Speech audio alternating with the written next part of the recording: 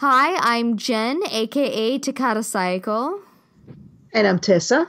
and this is the second half of the season 6 wish list, which I suppose is actually episode 68 now. This is the second part of the season 6 wish list, fear list, hope list, and please don't do this to me list. On to Blacklister 214, our good old Blacklister. I love her. She took a little bit of a hiatus herself. I saw her drop off, and then all of a sudden I got back-to-back chapters of her AU fanfic called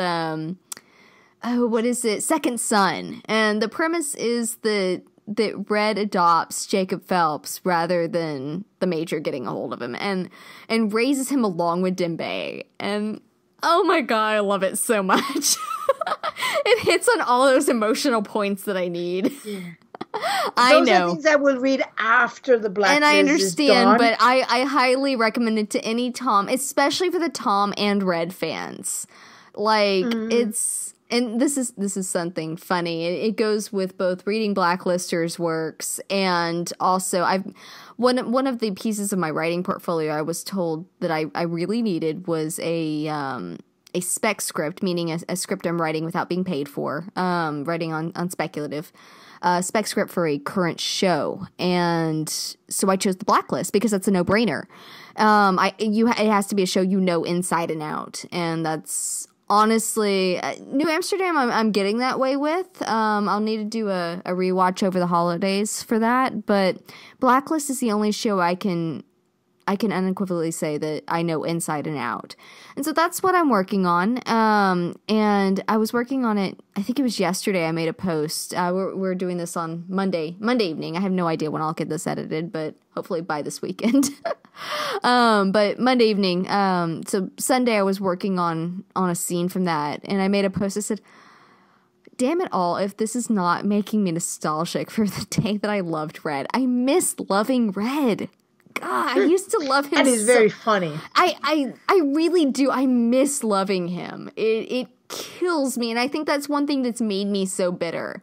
Like, on top of losing Tom, I feel like I personally do not directly blame Red for it because it was Tom's decision to follow up on it, but it was Red's secret. And so you're more or less going with Blacklist that says, I have no fears. You're already done with it. You have most decided. Yes, I'm just what trying would you do to me now? Shoot me, put me in cement. At least I know where I am. Well, I don't know where I am. That's the problem. So I'm more back with PKJ's blog, just trying to survive this crap. Just trying to keep my head above water and pretend I can swim. But yeah, I miss loving Red. Anyway, sorry, sidetracked there. Blacklister 214. Her ex, she was so organized in this. Most people are just like, boom, this is what I feel, and I'm like, yes, feelings. She was so super organized, and I love her for it. Expectations: Liz and Jennifer scoring some minor hits against Red. Jennifer either dying, or the sisters turning on each other. Not nearly enough. Yeah, nearly enough mythology. Blacklister, you're turning dark here. Not nearly enough mythology, and this is her expectations. Not nearly enough mythology, and the Aram and Samara wedding. I could see them turning on each other. I could see, and I think you and I have talked about it before, in which, the scenario comes up that Red is Liz's biological father, but also not the same individual, whether the name is correct or not the same individual that sired Jennifer, that was Jennifer's father, that she remembers leaving that night, and so and something happening that causes that. At least basically kill her dad. Yeah. And so that chasm between them and pitting them against each other, I could totally see that. I don't know how they're going to gear it up. At least when they went into the writing season, they knew their formatting. They knew they were going to go back to back to back to back. And so while they'll have sweeps, they will have their spring sweeps. They won't have as many of the packed hits. that they'll need. So I do think whatever happens with Jennifer will probably happen during spring sweeps, which will be February, I believe. That'll be their. She actually expect Jennifer to die, or they turn into one another. That's interesting. I honestly, I could see her dying. I mean, I would hate it because I love Fiona. So Fiona, and for anybody that's been listening to us, you know that I'm a big Dirk Gently fan, and they canceled us, and I did not put nearly as much effort as many people did, so I don't want to toot my own horn there, but I was definitely friends with all the people that put all the effort into it. I just reblogged a lot. But Dirk Gently was such a fantastic show, such a quirky, out-of-the-box show. I mean, which is very much, Douglas Adams. And Fiona played a character named Bart Kurlish, which was, I mean, she was a holistic assassin. That was what she was. She was just nuts. And I loved her. She was fantastic. I mean, she literally came into season 2 with a chainsaw. Or no, she didn't have a chainsaw at the beginning. But like a bloody tutu and just covered in dirt. And she was just great. She was psycho. And she killed a lot of people. And so when she showed up in Blacklist, I was super excited because they'd canceled Dirk Gently. I'm like, at least she's here. I can have her. I can keep her because she was so fantastic. And I know I can't keep her till the end. I'm aware of that. But I hope she doesn't die. But I could see them turning on each other. I'm prepared for it. I think that is definitely a possibility. I do think, however, that there has been a lot of the stories that we have had in that I go to the themes. The stories that we have had with siblings, they did start dark because you had Nora that killed the sister, Rowan. They had other siblings. But in general, most of the sibling stories have been good stories, not have been stories of the turning. So I would not be surprised, I agree, that they are going to at one point turn into one another. But I think that they're actually going to start working together. I don't expect that to linger too much. I don't either. And I definitely think, if for nothing else, then we do know that they are that Red. I mean, just from, and spoiler, but filming has shown that Red's going to be in prison. From what I understand, relatively early. Yeah. So I don't know how many episodes in. I have trouble. And we don't know why. I mean, it could be very well that he's just there looking for a blacklister or hiding from Liz. What better way to hide from Liz than going into federal prison where she just can say, "I'm gonna speak to her." What's she gonna do? Waltz into a male prison and shoot him in the face? No. Yeah, that would be a pretty safe place for him to hide from her, I guess. Run, Red, run. Yeah. Or he's looking for information. That's a possibility. At the end of season 2, when he went into he got himself captured to go find, at the factory, to go in the factory. And that was not exactly like a nice prison. They not a walk in the park. Say hello to you while you're like on a cross, and they basically shock you to death. So that was not fun. Definitely one of the things that I find interesting here is that a lot of people are forgetting that at the end of the season, there is a big hole living there that he doesn't know. He has no idea what really happened to Carla. Because do you think that Red bought that tombstone? I don't know. This is a blacklist where fake deaths are like a dime a dozen. They are. And unless you see the body going through the chipper, it could happen. It's like giving out candy at Halloween. It's insane. But it's a genre you can pull it off. Like, I'm not saying that in a bad way or a negative way. I actually kind of enjoy it because it always gives me that horrible little hope. Fair it's like warning, putting a little salt in the wound and rubbing it a little. Oh, it's terrible. Just to then wash it off and feel the relief. I am not convinced that Carla is dead. Speaking of hope, giving those horrible little hopes, would you like to move on to Blacklister's hope? Let's see. All right, so her hope for the next season is that we'll have flashback episodes featuring Katarina, Red, Dembe, and Red. I don't know if I mistyped that. I think you're getting that because it's England somewhere out there, way like in the 70s, according to the cars, 70s What? or 80s. So Oh, yeah, I I didn't think see you're getting that. them. Oh yeah. I didn't see that. That'd be great. Oh my gosh, I'm all for flashbacks. Mythology. Yay. So flashback episodes, steady stream of mythology. Another fan of mythology there. She said no Kessler. I'm assuming she means Keenler. And this may be an unpopular opinion, but I don't think that they're going to worry too. I think Kessler was kind of like, what was it? Tizzy was an early name for Keen Squared. I think Kessler was an early name for Keenler. Keen and Wrestler. And so, yeah. Okay. I think so. And this is an unpopular opinion with my Keenler buddies, and I apologize, guys. Like, you guys can ship what you want and hope for what you want, and kudos to you.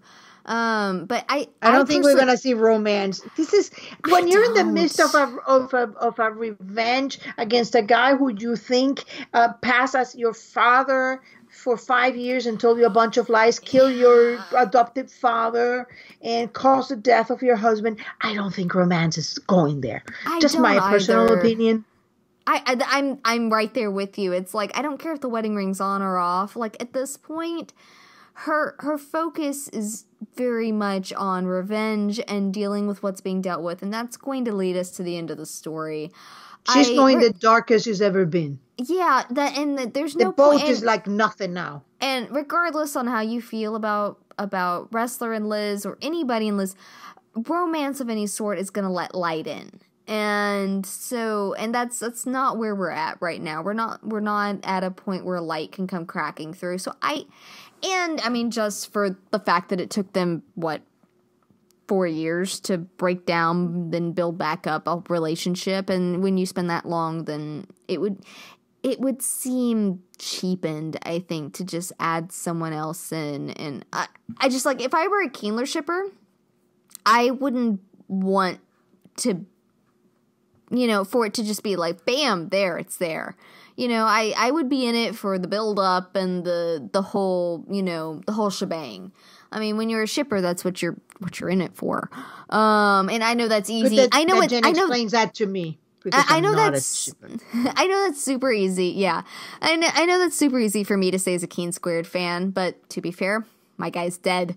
I mean, his heart stopped. I'm squealing already because I'm reading the last of that sentence and I'm squealing.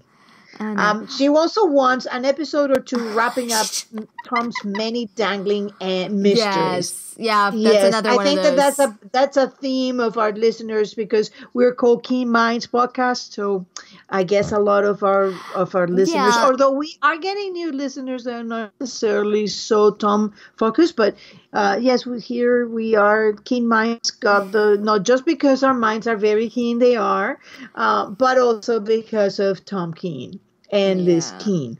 And then come the squeal. More Dom. I thought you were about to skip past that. Yes, more Dom. I definitely want more Dom. I expect more Dom. That's not just a hope for me. I do expect Dom to become a more prominent character. He's just too deeply woven into this story at this point. Even though he hasn't been there a great deal, he's very deep in it. He's deep in the mythology of it. I think we'll see Dom again, probably more prevalent in this coming season than we've seen him before. I do have that's not just a hope, that's an expectation of mine. Impossible. Go for the next one. I was gonna say impossible dream. Tom is alive, and alive is in all caps. That was not me. That was her. I copied and pasted that. But no, I mean, we're gonna go over our hopes and expectations and fears at the end, and I mean, heaven knows that's mine. Tom being alive would be fantastic, but I will go over my the reasons I think it might be possible and the smallest opinions of it at the end. I don't want to go into that now. I want to do that with mine because I'm selfish that way. It's actually not uncommon. Some people, and there is the Thomas, as usual, even dead for a year, still has the character that brings out the most heated response. He's still pushing some people are hoping. Yeah, he's still pushing the plot along. I mean, this is still Liz wanting revenge for her dead husband. I mean, that's what kills me. The people are wanting Tom alive. The other ones are fearing Tom alive. So I think that's true. It doesn't matter. Tom is still there. And I always say, and the haters are probably his biggest fans because there's two people still nowadays that write more posts about Tom than people who like Tom. In your minds and your hearts, Tom is still alive. Yeah. Well, Tom is really the bad boy your mom told you was not good for you and you still went ahead and couldn't help it. You were I dated that bad boy in college. Trust me, he was not Tom Keene. Tom Keene was so much better. No, but that was like that. You know, that boy that they tell you not to date and then you kind of like, I mean, you know it's true, but you just can't help it. He is so bad, he's good. So yeah, that and then fears. She said, "I have no fears. They already done with me what I most dreaded," which I read before. To quote Guys and Dolls, "What would you do to me? Shoot me? Put me in cement? At least I know where I am." And that's honestly, there's a lot of that in the fandom right now. I think that there's a lot of exhaustion in it, and that happens at this point in a TV show. I mean, we're well over 100 episodes in. This is a very mythology-heavy episode in which we saw very little mythology that we know of. Very, very little obvious mythology in season 5. There's so much that until the end we won't be able to give an honest account of, and I have to stand by that and own that and go back to that to a large extent, and that's gonna go back into hopes and fears and my whole bit. But yeah, I mean, there's a lot of exhaustion in it, that we've been through the ringer, we've been through this race, and you know, Megan in an interview with the Blacklist Exposed said, you know, enjoy the ride. Well, this has been one hell of a ride. It's been a freaking roller coaster in which I'm pretty sure we got stuck upside down at one point, and we might have actually come off the rails and like skipped a spot at one point. You know, it's been insane. And going into the insane, let's see what Beth Batches have to say in Facebook. Yeah, she wants more Samar and Aram. I guess she's a big fan. Yeah, as a Saram fan, I'm terrified to have more of them because I'm afraid that one of them will end up injured and or angry and or hurt or dead. You know, what have you. So I'm like, can they just be happy in a corner? I would imagine so. I'm going to be honest. I've never given them 100% survival rate. It just doesn't happen on the Blacklist. I've heard rumors about stuff with Samar, and I don't know what's going to happen this next season, but I'm a little scared. Well, one thing is that let's talk about the arc that they've gone to. Samar started being really a double operative. She was serving two masters. She was in the FBI for reasons that we quite never understood.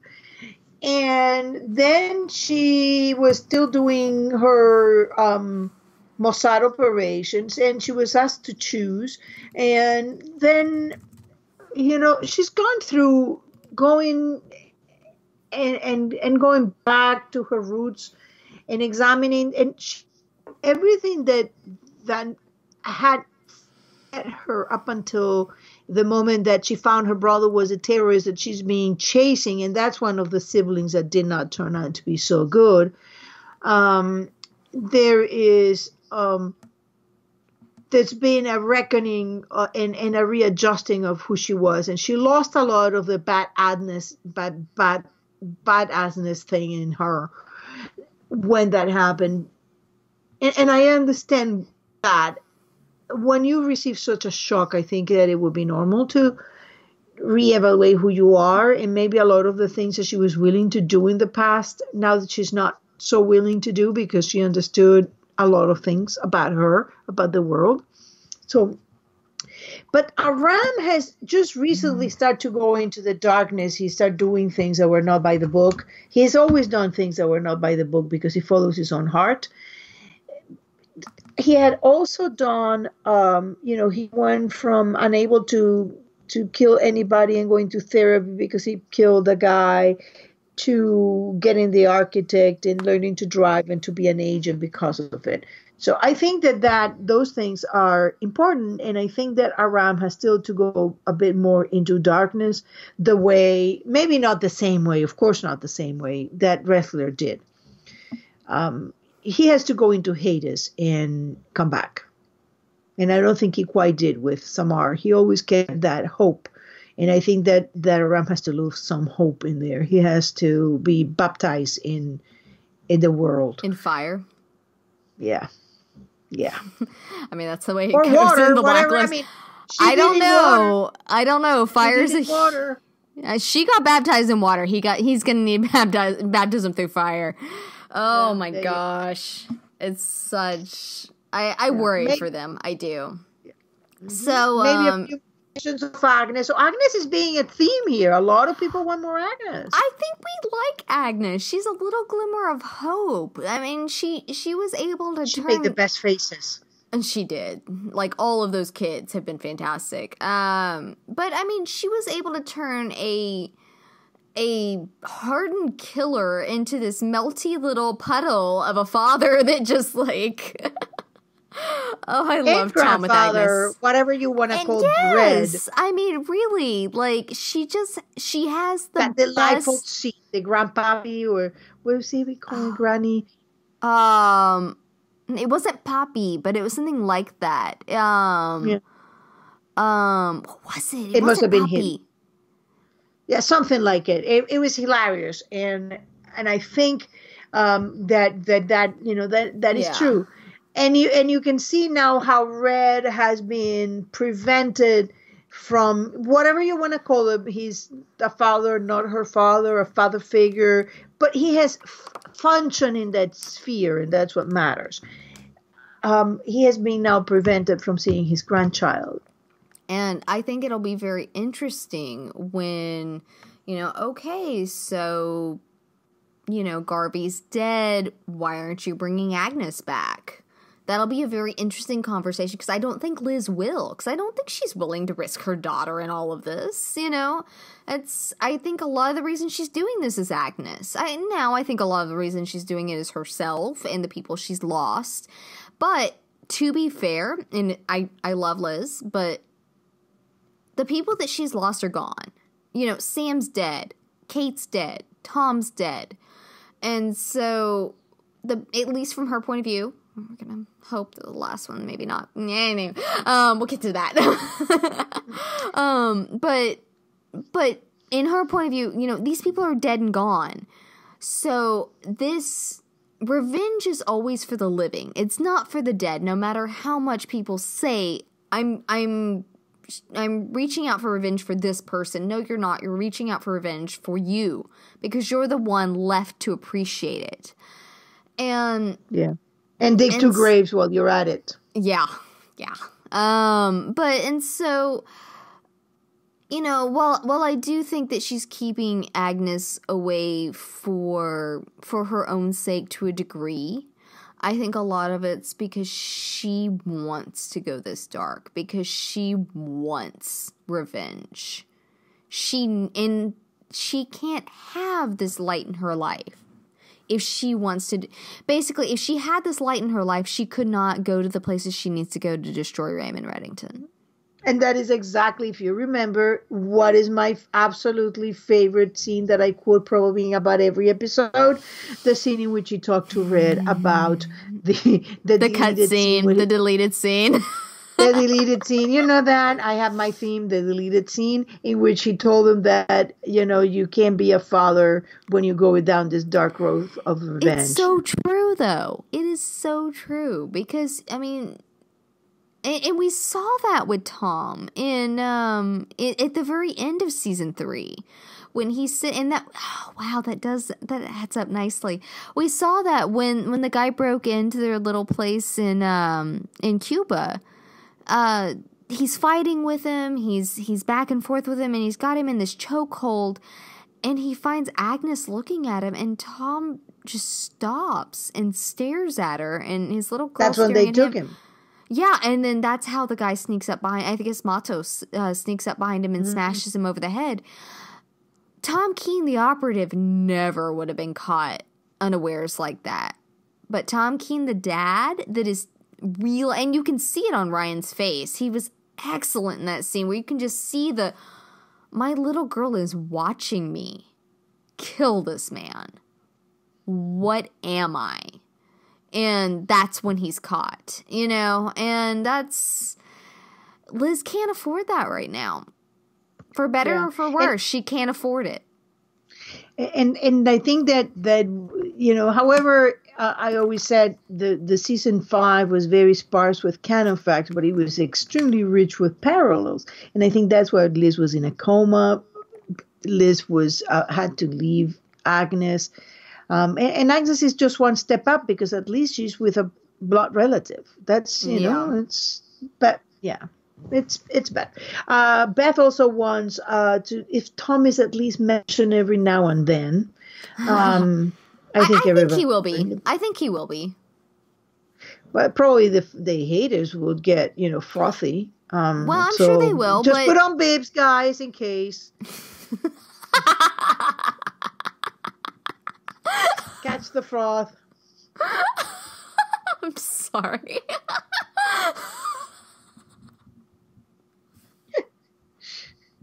She's still not snorting, so I'm not doing my best.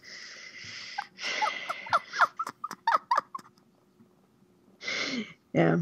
And definitely the next thing that she wants is more Glenn and Brimley. They bring some light to the sometimes dark show, and I think that the entire fandom is with you, Beth.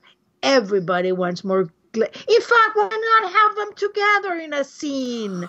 It would be awesome. My gosh. Oh, that would be amazing. I want Smokey, Glenn, and Brimley in one scene. I don't like Smokey. Am I weird? I love him. He's so weird.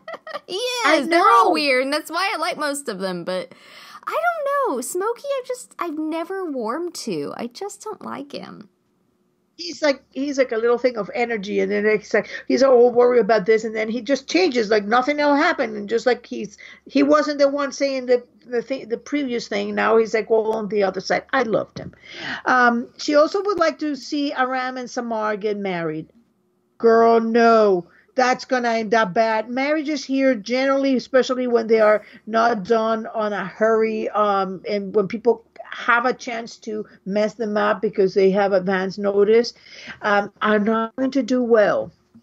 But I bet that a lot of the fans will agree with you. They do want to see that. And the Wrestler and Cooper having real storylines, not just blink and you'll miss it. I agree. I know balancing a cast like this is difficult, but it's got to be done. I mean, it needs to be done. What do you think is go for wrestler? Let's explore that. For wrestler. Where? I think it needs to come out. I think it needs to come out what happened with Prescott. I think it needs to be talked about. I think that he and Liz need to connect on it. I think Samara needs to acknowledge that she knew. At least, maybe not the details of it, but she knew something was going on. Because she did. She did. There were some deleted scenes in which it was pretty obvious. I haven't been through all the deleted scenes. I probably should. But even Liz may have known. I mean, the whole bit back and forth about, the guy in his trunk. Yeah, Yeah, Liz was being goofy about it, but that doesn't mean she didn't think he had a guy in his trunk. She was just letting him go on it. If Ress has a guy in his trunk, obviously there's a reason for it, you know? I find so you think that they're going to go back and explore that? I didn't say I think they will. I think that they should. You would like, okay. I would like it. See, I am not sure where they're going to take Wrestler, because, and this is going to sound weird, and this is going into really strange theories of mine. I do think Wrestler is going to come into the mythology, and that is going to be interesting. This is what I think is going to happen. I don't know. I haven't a fully formed theory, so nothing I can share too much. But I think Wrestler's father had something to do with all this. That'd be interesting. And that story about him dying with a partner, man, I think he's a cover-up. I would love for there to be more about that. Honestly, if we could dig into Wrestler's background with his dad, I would be a freaking happy camper. I would be very happy. I always had this idea that this entire team then, because I've no doubt in my mind that every person that was in that team from the very first Reddington Task Force to the new Reddington Task Force have been personally picked by Red. Yeah, I could see that. For a reason. Yeah, and I know that part of the reason of Wrestler was because he's by the book. When somebody's by the book, you can handle them. You can predict what they're going to do. But I also think that there is something else. I will leave it at that for now. And Cooper, I honestly think Cooper is going to be a huge part of season 5, because if there is anybody who knows who Red is, it's Cooper. I don't buy that he was hoodwinked into thinking that this guy who knew before, it's like somebody telling you that your roommate appears 10 years from now or 20 years from now, and you're going to believe that a supplanter is her. I don't think so. Yeah. Well, maybe not quite that close, but still, yeah. Yeah, somebody that you went to war with, that you rescue from a torture situation, that you run a mission with, you are not going to be mistaken. Yeah. And he knows a lot more than he does that he lets on. I mean, if he had any doubt, he would have gone to that church and take a sample. I mean, if you're going to do it now, you're going to do it later. It doesn't matter. He would have. So he had ways of checking that Red was who he said he was, and he never did. And in fact, when he got the confirmation, he felt like he had to go to the superiors.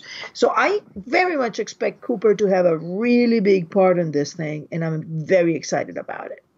I hope so, because Harry Lennox is just utterly fantastic.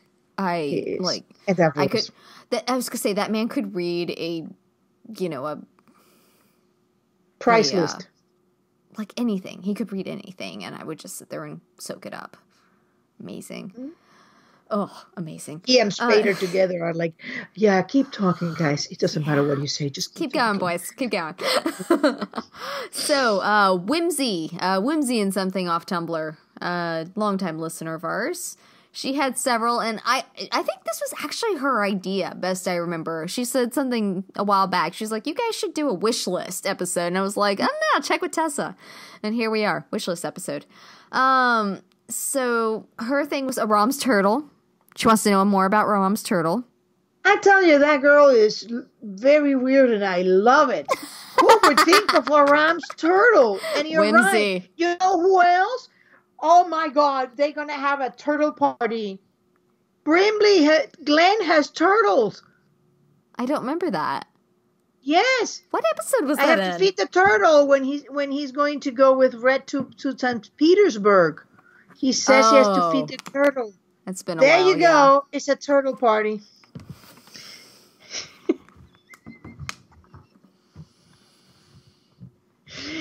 Quality task force teamwork. Team building. Turtle party. I took a sip of water. I took this massive swig of water, and Tess was like, turtle party! And it almost went all over my computer and the microphone. And sadly, it can't go through the computer. Yeah. I feel like if someone makes you spit drink out, like they should at least get it like in their general direction. I can't do that when she's in New York and I'm in Texas. Just point the general direction. that way. Dynamic sisterly duo. That seems to be a thing. Yeah, quality task force teamwork. All of those. Yeah, that seems to be something that's regularly wanted. How do you think that they're going to take this storylines that they have? So you have from one side Liz doing something that I bet she's not going to let the task force in on it. Oh, no. I mean, I wouldn't let Wrestler in that secret because, I mean, he's got a lot better about hiding things. Obviously, we saw how he hid things pretty good with Prescott, but not that much. That's a lot. No. There is no letting the task force in on this. I mean, I love them. I do. And I love them all working together in harmony. But when you're on secret vengeance mission to, go after the man that everyone else thinks is your father, no, you're not going to tell anybody. Exactly. So you're going to have Jennifer and Liz working on one side. You're going to have the task force working on the other, and Red is working on the other. And Cooper, meanwhile, he needs blacklisters because otherwise their heads are on the line. Yep. So this is going to be a very dynamic season. And what is Red doing in prison? It kills me. If he is in prison, maybe he's not in prison. I don't know. But I'm various and some damn answers. I think everybody's with you, sister. Everybody wants some answers. So last one on the list. Do you want this one or do you want me to take it? You do it. So Raffaella Russi said, I want a badass Liz who will put Red on his knees and show him who she really is. Yes, I get your wish, sister. Yes and no. I've had a friend of mine, I will not mention her because she did not send one of these in, but I've had a friend that says that, and I've seen this general idea float around, that they hope that Liz does just utterly destroy Red to the death. That just puts him on his knees and puts a bullet between his eyes kind of thing. And I said, I understand the urge to have that happen. I do. I get it. But for Liz's sake, could you imagine what that would do to her psyche? This is a man that off and on... Especially if she then does a DNA test and it's just like, whoops. Yeah, then she's killed her father twice. Poor kid.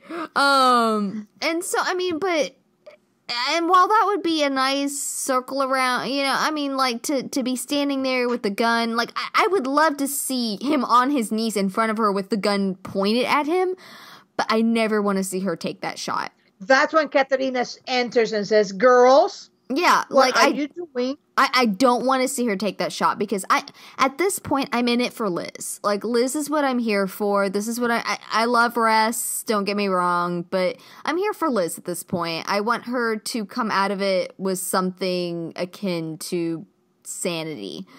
And if she kills Red, that'll be the line she can't come back from.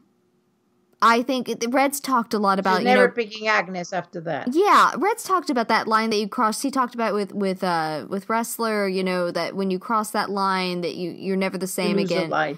Yeah, and I feel never be able to see the light. I feel like... There are things in the dark that prevent you to forever feeling the light in your heart. Mm-hmm. And I feel like killing Reddington would be that for Liz. She's a dark person. She always has been. So she can go pretty dark and pretty angry without losing herself forever.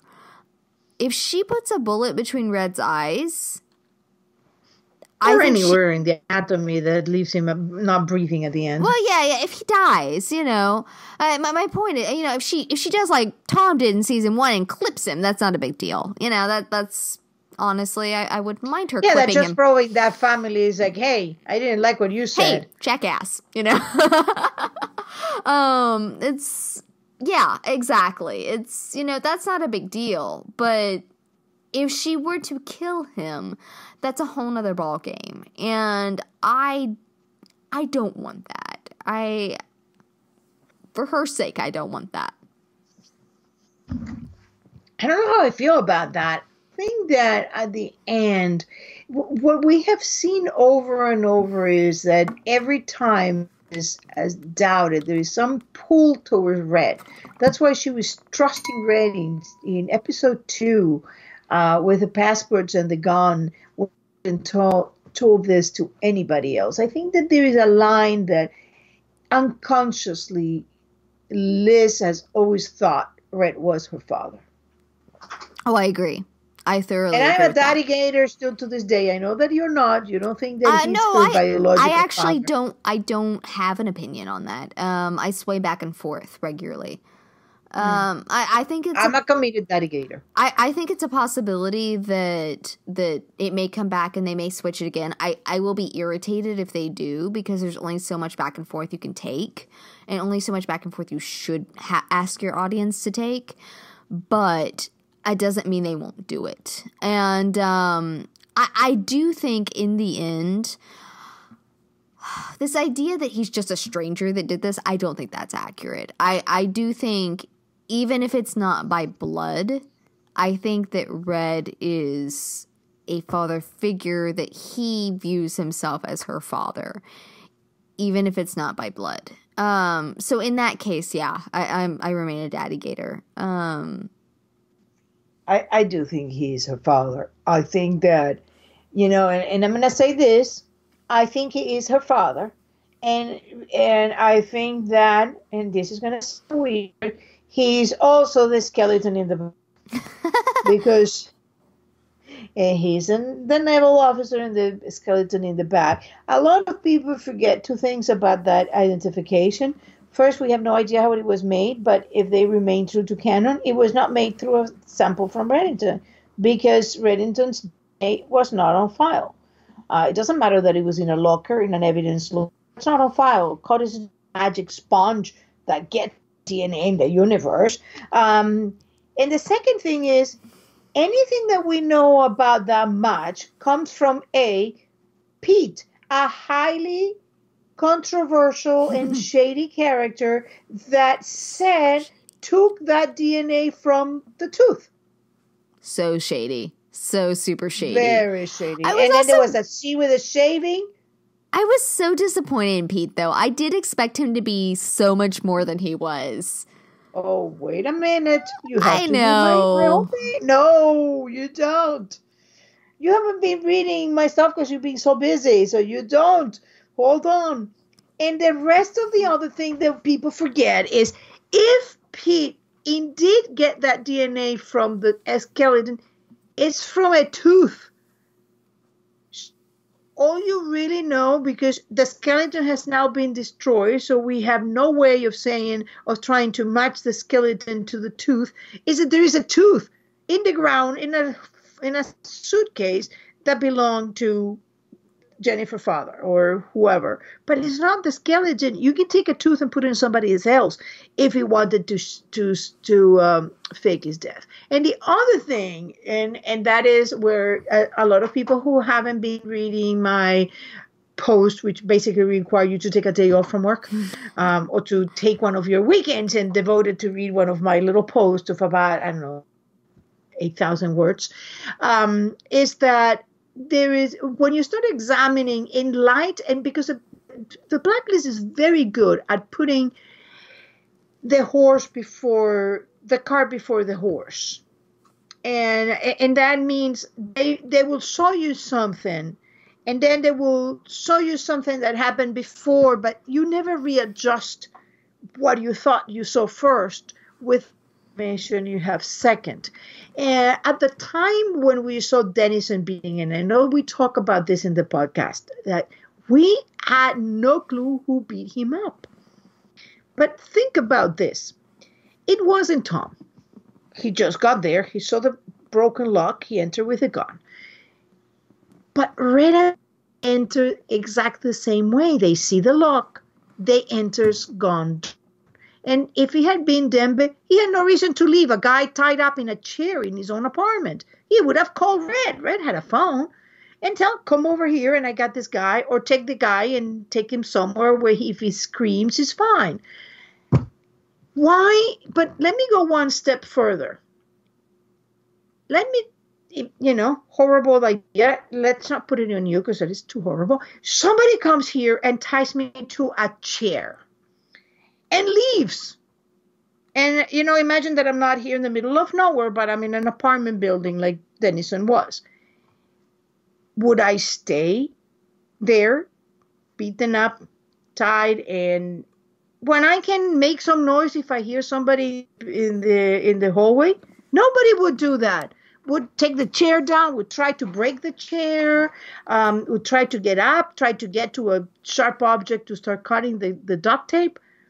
Nobody would do that. Why would you do that if you don't have somebody in that apartment that just hurt Tom and hit too? That's the only reasonable explanation for that scene. That always jarred me, and shame on me, I didn't consider it until lately. And who would that be, the person who might have been there? Dom, Katarina. I don't think just because Red did. I don't think it would be Dom, but maybe Katarina. That'd be interesting. And if so, now think back that weird scene when Nick suddenly, after saying, yeah, I'm not getting involved with that Red, he almost killed me when I fake her death. You think I'm going to go back there? He's sitting in the car. We don't see who's behind him. And suddenly, out of the blue, right after that scene where Denison is shot and somebody must have been in that apartment, he suddenly changes his mind and produces this very strange friend who can help him. And I wasn't too convinced that Nick and Pete knew one another. I know that they acted as if, but I'm not sure.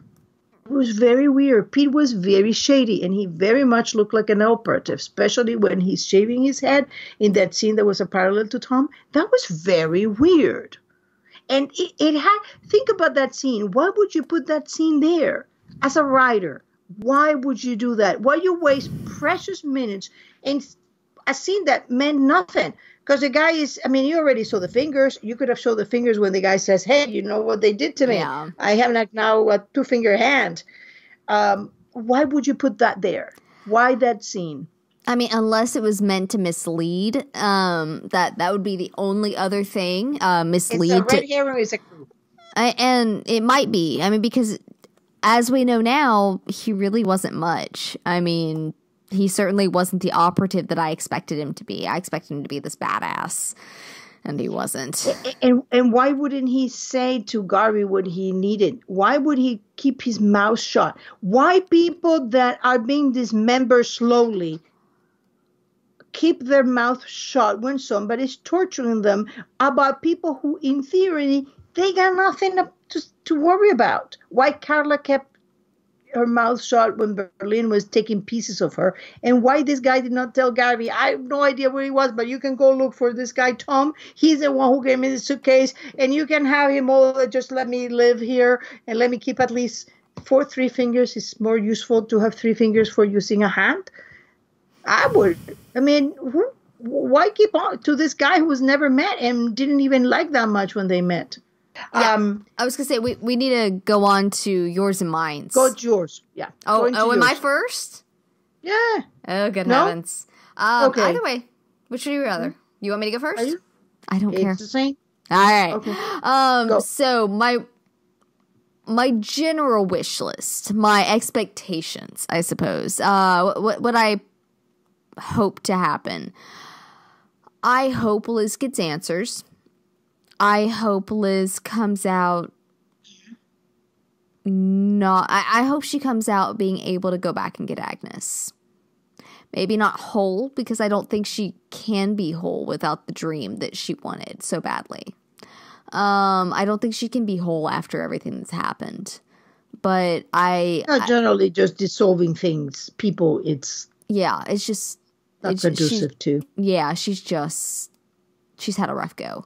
And so I hope Liz finds some version of peace at the end. And I mean, whether that's at the end of this season or if they go on to, you know, half a season or what have you, you know, whatever they do. But that's, you know, that she gets to a place where she's capable of finding peace. My big hope, and this is what I said I would talk about it here at the end.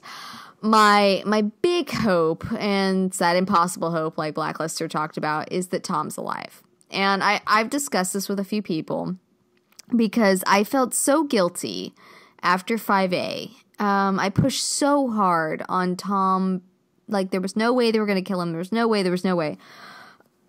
And then they went and did it. And I feel like I really bolstered a lot of people's expectations in the King Square community and was just badly wrong in my expectations. And so I won't say that I expect this with any strength of conviction, but this is the reason why I think it is possible that this could happen. I feel like if Katerina Rostova is not alive at the end of this, that we have been horribly misled, and I'm going to be very frustrated if Kat's not alive. But if Katerina Rostova is alive, Tom Key needs to be alive. Because, hang on, let me finish. Oh my God, you guys should see Tessa. I mean, her face is priceless. I'm sitting on my hands. Okay. But if Kat's alive, Tom needs to be alive because the parallels there. If that's the situation, if they're paralleling Katerina and Tom and Red and Liz, I get it. I 100% get it that you have to get Liz to that dark point to get her to the point where to understand where Red was coming from. It would have to be the last episode or two. I started kicking it. I thought that this idea, I put more legitimacy into this before Ryan took on New Amsterdam. As soon as he took on New Amsterdam, I was like, this isn't happening. We're screwed, you know, this and that. But I started thinking about, as the hiatus wore on and everything, about Ryan talking when he was doing Redemption, about playing the lead and also doing a few scenes because there were some crossover scenes and there was just crossover in filming of the Blacklist and Redemption and how he was capable of doing that. He didn't do a lot on the Blacklist, but he was able to do some.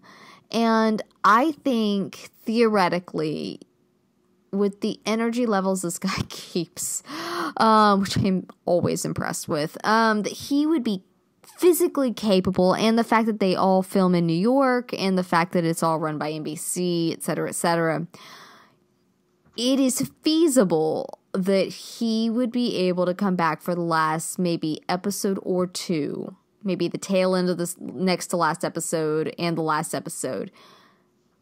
And suddenly Tom's alive and he's helping Liz wrap this up at the end. It could happen. Theoretically, writing-wise, it makes sense. The way they have written this, it does make sense because even though it feels like a long time, it felt like a long time between The Major with season 2 with him putting the head out on Tom and actually coming to fruition. And so there are a lot of things that make sense with it. It's more of a, is this the direction that the Johns are going in their writing? That is what I'm not sure of. Yeah. The capability is there. A lighter tale or a darker tale? I think well, that's going to depend on my fear. I think, but honestly, I think giving Liz her chance at her happy ending, and I hate that term because I feel like you take it completely differently than I mean it.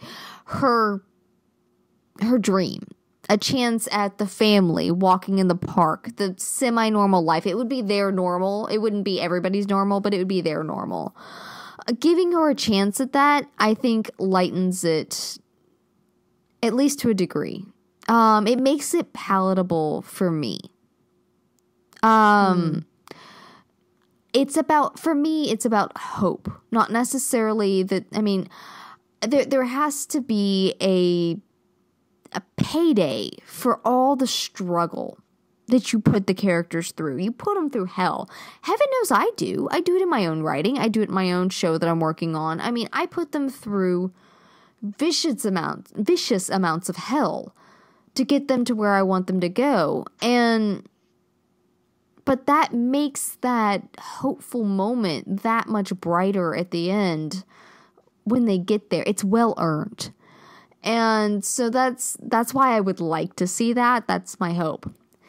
And we get to the fear, which I think I surprised you, because Tessa asked me the other day what it was, and I told her, and I think I surprised her with it. And I had someone else ask me today, and I think I surprised her as well. My biggest fear isn't that Tom will never come back. That's not my fear. It actually doesn't necessarily, at least not directly, have anything to do with Tom Keene, but has everything to do with Raymond Reddington.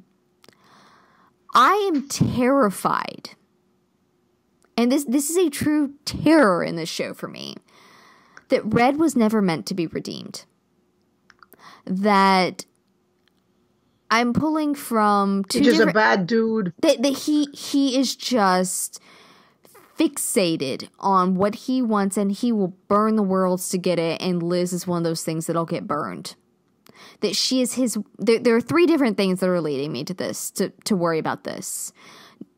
Not you are my home, but you are my way home, which in and of itself is not bad.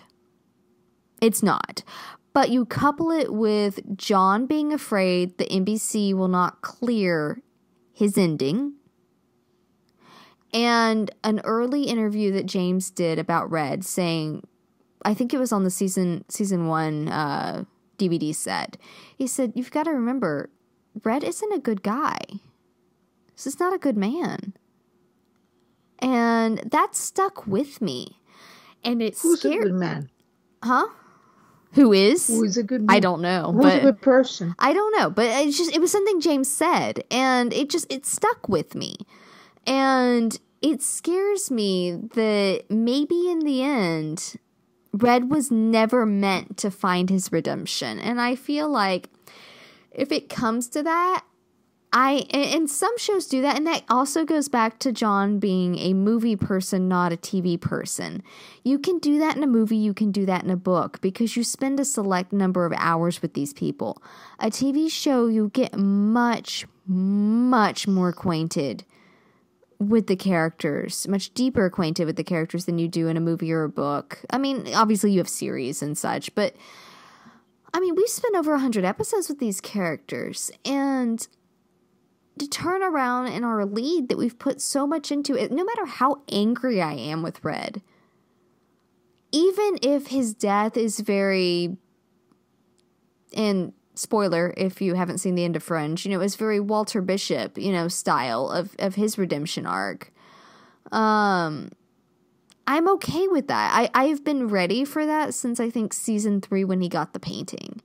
That I've been ready for him to end in that way, where he had to give up his life for his child, whether biological or not. And I've been ready for that, but I need him to have some kind of redemption, for him to have something there. If he doesn't, it's going to really bother me. And it's going to really, I think it's going to sour the whole series for me. It's a very artistic approach, don't get me wrong. A lot of writers enjoy that sort of thing, and I get that. But it would really bother me. That's my worst fear. Yeah, that did surprise me. It surprised me. But I should have seen it coming, because you have expressed elements of that, for a good 2 years now. So I guess mine, what my expectations are that I think they're going to start giving us answers. I do expect that the answers again will be given and taken. because they have to pixelate the picture. It has to appear one pixel at a time. And then, you start getting more clarity in the little color, little things. And then you get more, and then you get more. The picture is complete. I think it all depends whether this is the final season or whether they know they got 1.5 seasons or 2 seasons or 3 seasons or whatever. If they more than 1.5 seasons, I don't expect any clear answers to come. If this is the last season or they're going to get another season or a short season, I do expect answers are going to start coming. And even if they're taken away, it's because you need to put that last piece of the puzzle. Remember that scene in the white apartment when he puts the last piece of the puzzle? That's when you start seeing the picture.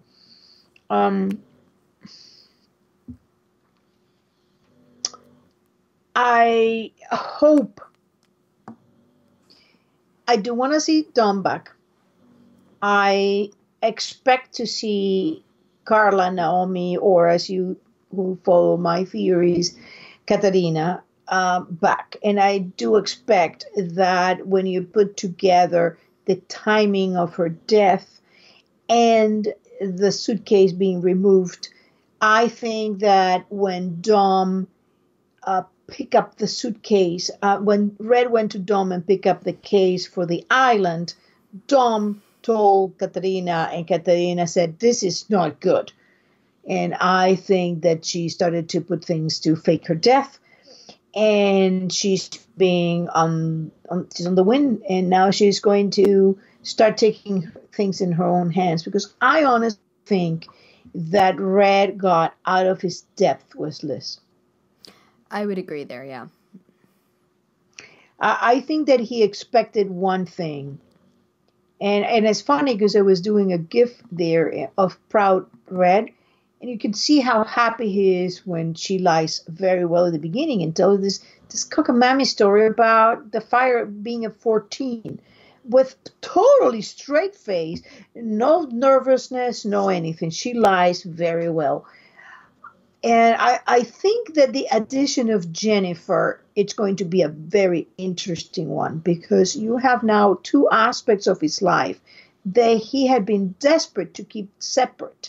And now they're coming together, because I don't care what people say about Red not being Red. He said he was married to Carla. That makes him the man who raised Jennifer. And now you're getting both parts of his life, the Katarina side and the Carla side, coming together. And that's never a good idea when you're keeping secrets. You want to keep those things in separate compartments. And now that they're coming together, they got answers that neither one of them. I do expect that they start remembering a sister. And those things of dreaming about having a sister were actually realities. I will say that the moment that they started talking about, that I wish I had a sister, I was like, oh, I think they knew each other. Yeah. Well, I also went back, and for those of you who have not seen it, it's definitely worth it. In the Bubble Girl movie, home movie, there's the 2 girls there. They're very close in looks.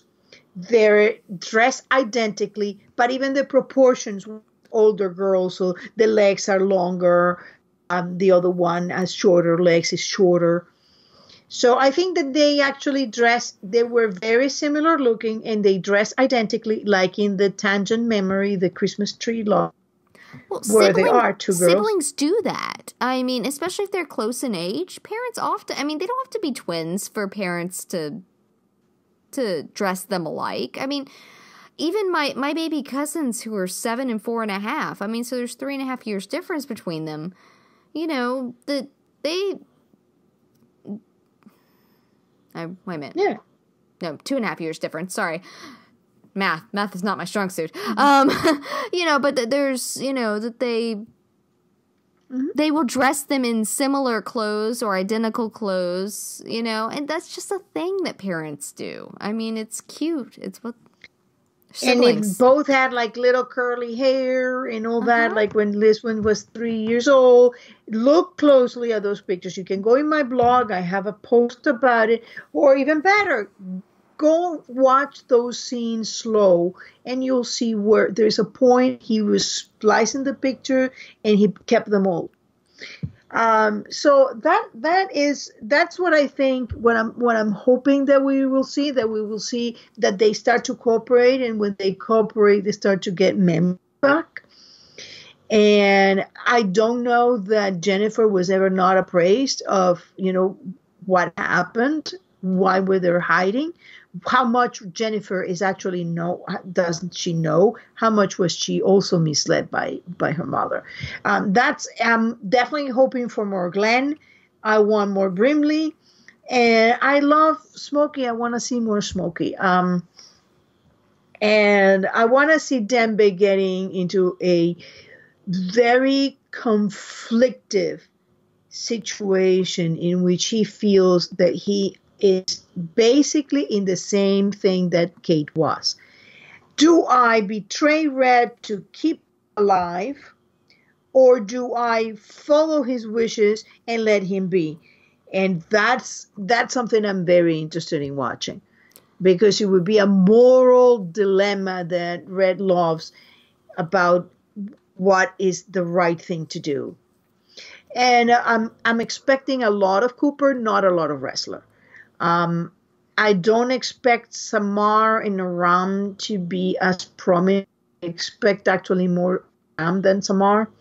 I think Samar's story is pretty much done, so she will do a supporting thing here unless they kill her or kill a Ram, or I hope they don't, because I enjoy their characters. I think that they will be very good for the revenge. And finally, the impossible dream that I'm right, that Tom is alive, that Carla is Katerina, and that my general parallel and theme is true. And if I am, guys, and when any of the writers do listen here, don't worry, nobody believes me. It's a theory that has like 4 people that believe in it. So by no means is a movement. I'm most heartened by the fact that it has never even put into a red herring. So that gives me great hope. And if you do, please name my character Tessa, just because I figured it out and it's 4 of us. So I'll share it with my other co-conspirators who believe in this, because I haven't even been able to convince Jen, and Jen and I talk a lot. So we do. There. So that's I will say that if you are right, I will be yelling it from the mountaintops and congratulating you. So yeah, I don't know whether people who laugh at me so much, I don't know, maybe I'll be gracious and say, I told you so. Maybe I won't be gracious. Who knows? And my biggest fears is that they cancel the series and we get just crappy answers in a book or Lord knows what, in a 2-hour series where they just sit down and talk. And oh my God, that would be awful. Oh, wow. Just like verbalize it? No, absolutely not. Absolutely. I mean, it would be better than nothing, but that is just painful. Yeah, no, I don't think they'll do that. I really don't. I like I said, networks have gotten so much better about, especially when they've put the hours into it. And NBC owns enough of this that I think they'll, if they still only own 25%, then they might not have enough in it, but they've got some skin in the game. They own 50%. I think that they will, while I don't feel like they're putting a whole lot into it right now, they've got other shows. They've got Manifest, New Amsterdam, and Enemies Within are their big pushes this season. Two came up in the fall, and then Enemies Within, which is very similar to The Blacklist, actually. From what I've seen of it, from what I've read of it, it's got some it just, I think it would draw a similar audience.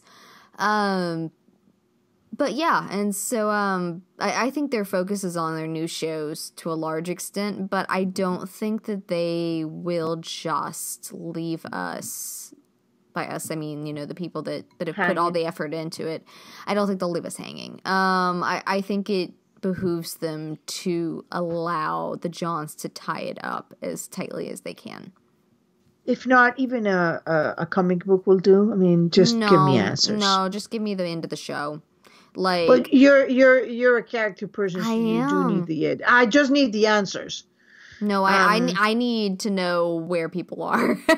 That's a big thing for me. And that's like, I've had people ask me, they're like, oh my God, if my favorite character died, I wouldn't be watching still. Why are you still watching? You're hella bitter. You're, and I'm like, yeah, I'm getting better with the bitter thing. I'm trying, but honestly, I need to know where I said Tom was my favorite, but I love Ress. I love Aram. I love Samar and Liz, and heaven help me. There was a day I loved Red. I need to know. I still love Red. I have so much of Red in me. It's scary. I've put a lot of effort and a lot of time and emotional energy into this story that they're telling us. I need to know the ending. And so I'm here till the end. It's where I stand on that. Yeah. So that is a very interesting, because we do not coincide in even one thing. It's crazy. And yet, I can give a slight report from Reddit, is more or less of the same thing. People just want answers, and they want answers well made. They just don't want a slapstick thing like, exactly. Oh, here, this is it. I mean, they have laid elements that have people turning in circles. They want to understand, the truth, and it has to make sense. Yeah. They're very serious theorists discussing like tiny minutia there. Yeah, including Red Arena fans, including people who think that he's a total imposter, not related whatsoever. Everybody wants answers. Definite answers, because answers, we've got a lot of them. Some make no sense with the others, unless they do. And that's when I was jumping up and down because you're saying Katerina Rostova is coming back. And I said, no, Katerina Rostova is dead. Katerina is a whole different story. It's about identity. Yeah, I guess that's fair. But I mean, the person that was Katerina Rostova. All right. Katerina. Well, I think that about wraps us up. We will return with the first episode in. We'll see. We're going to kind of gauge when it comes back on if we're doing episode by episode.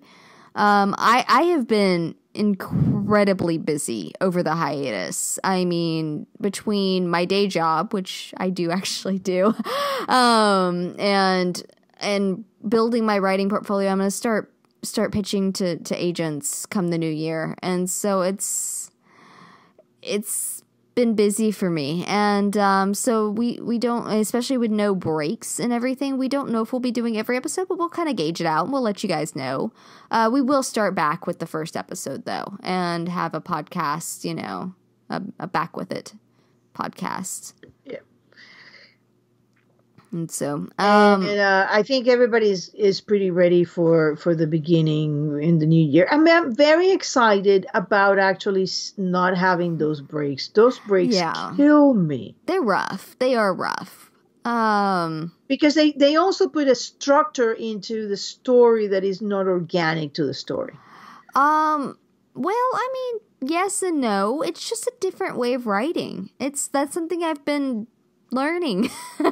It's bizarre having to try to gauge that, and that's something that I've really been interested with, because New Amsterdam, Ryan's new show, was picked up for 13 episodes to begin with, and most shows are picked up for a select number of episodes, usually 13 for a major network, for the fall season, and then if they do well in the first several weeks, they get their back half, which I think is 9 episodes typically. 9 episodes for 22 episode season. And so I was expecting 13 in the fall and 9 in the spring. That made sense. And then 9 episodes in, they're like, we'll see you in January. And I was like, wait, why? But I think that the showrunners and the producers, et cetera, get to kind of make the decisions where those breaks happen. And they aim for them. I mean, I know that with Codename Gray, I've got major beats that I want to hit in a season. And I'm like, okay, well, this is that. So I need to be aiming for that at this general episode so that I can have my fall break there, you know, assuming it's a major network, fall break there, and then, you know, spring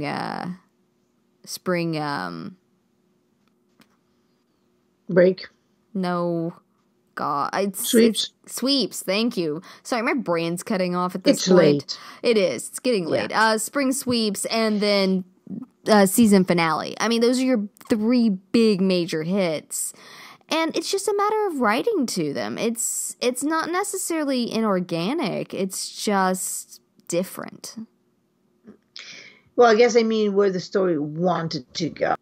All right. And so this wraps us up for the 68th episode of the Keen Minds podcast. And so we'll see you after the show starts. We'll have our first episode of the season. And then from there on, we'll let you know how it goes. When we see it, we'll know. So hoping you have a very good holidays for those who celebrate holidays in this time of the year. We'll see you next year. All right, and you can catch us on iTunes, on SoundCloud, and YouTube, on Facebook, Tumblr, and Twitter. Bye-bye. Bye.